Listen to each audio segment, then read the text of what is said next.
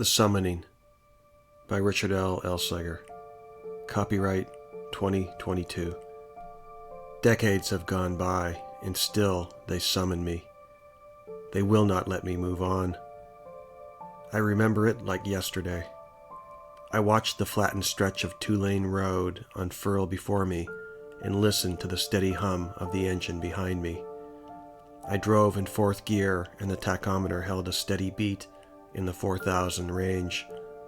Headed to a race, I had just finished a shoot on my last movie and used the money to buy this very car. The engine sang a heavenly chorus in the dry California heat of a beautiful day. It was the sleek silver body that lured me into the showroom, and I ditched my previous ride in favor of this new Porsche Spyder, an engineering marvel sculpted in aluminum body panels. How could a young man of 24 say no? The bullet nose of my 550 sloped at an uncharacteristic angle in defiance of its contemporaries, and I enjoyed the sight of racing asphalt beyond the streamlined hood and delighted at the vanishing pavement behind me in the wake of my side view mirror.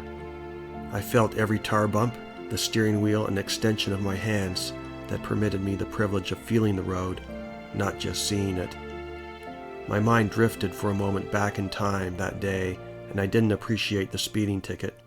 Be that as it may, I reined in my pace afterward in deference to the omnipresent posted limit, the good officer unwittingly having shaped my future in a dire way with his minor roadside delay. It wasn't really his fault. How could he have known? How could anyone have known? Even at this more tempered speed, the wind still tousled my pompadour style. The warm desert air filled my lungs while the late afternoon sun smiled through my Ray-Ban sunglasses. The visceral experience of my silver bullet sent me swooning with the intoxicating desire to want this moment never to end. My mechanic rested comfortably in the passenger seat and seemed to enjoy the time as much as I. We sat in knowing silence during the drive, the tanned landscape providing a harmonious synchronicity with our thoughts. I was about to say something about the Spyder, the magnificent performance of this magical machine, and then I saw it in the distance. In a brief instant, the thing loomed large in my windshield, a predatory fish of the asphalt, a car of immense proportion that cast frightful and ominous shadows over my Spyder. An enormous sedan from the opposite direction commenced its turn. I did everything I could. My wrists reacted by instinct and performed a sidestepping maneuver. Too late! The sedan filled my windshield and we hit with a spectacular crash of metal and glass. I felt the 550 take to the air and float, then tumble in barrel rolls before landing hard on its wheels. My car! What did you do to my beautiful car? Such foolish thoughts belied the harrowing gravity of my situation. I tried to extricate myself from the wreck, but to no avail. I fast realized that damage to my Porsche was a distant concern. What happened to my mechanic? A throbbing pain enveloped my left foot. I could see that it was jammed between the clutch and brake pedals. I attempted to move my foot with thought alone, but the body refused. I tried to move my arms, but they stayed limp. One of my gloved hands gripped the steering wheel, immovable.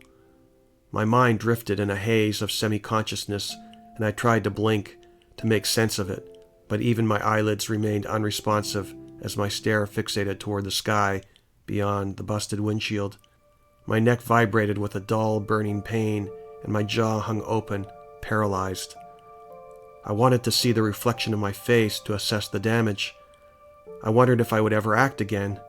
My heart, healthy and robust from just a minute before, now struggled to maintain its rhythm.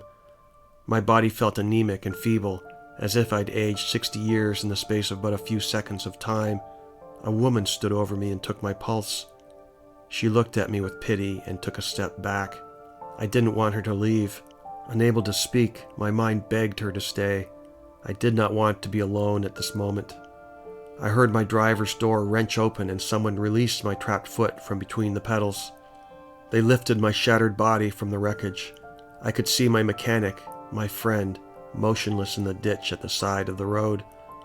I was laid out flat on the gravel of the shoulder, and from there I gasped for air. I didn't know it at the time, but I was breathing my last. Without notice, the horrible pain suddenly cleared and I stood up. I looked down at my broken body, appalled at the sight of my mangled face. How could this be?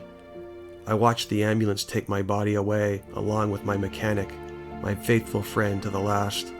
I did not know how, but I could feel his energy still contained in his corporeal being. I could perceive the energy of all those on the scene, all those who watched me die. I wanted to leave this place, to fly away to uncharted lands, and I did. Radiant warmth enveloped me, and I soared high above the scene, a disembodied globe of energy. I saw no blinding white light, no guiding hand to take me, but instead I remained earthbound for reasons unknown to me at the time. It wasn't long before the memorials poured in, the flowers and roadside tokens of respect to my passing. I wanted to move on from this parallel plane of existence, but they came, the mystics and the psychics, and they summoned me with their seances. They called me back to this dying spot. Resist though I try, my spirit is chauffeured at their insistence. They say you can't take it with you, that you must leave your worldly possessions behind when you pass, but I disagree. When I am summoned by them, no matter where in the world they might be, I find myself back in the 550, driving the highway that leads me to this place. It is a recurrent nightmare without end. The years have turned into decades, and still I cannot leave. I am not allowed to move on. I am, in essence, a trapped soul brought to this spot with their incantations, their magic words that implore me to be with them, to satisfy their morbid curiosity. True, there are the fakes and the charlatans of the dark arts, but there are those that truly have the gift, and they can feel my presence when they summon me. I take solace in the fact that I am not alone. My silver bullet goes where I go. Every now and again, I ask a question to unseen powers. Will it ever end? Will people ever forget? Will they ever let me go? I get no answer. I long to be released from this spot, this prison of my death, and to find a new place in the cosmos. I take comfort in the fact that my Portia has crossed over with me, and has remained and will always remain my constant and true companion, so long as I stay in this realm. To be famous is truly a blessing for the living, but to die famous, that is the curse.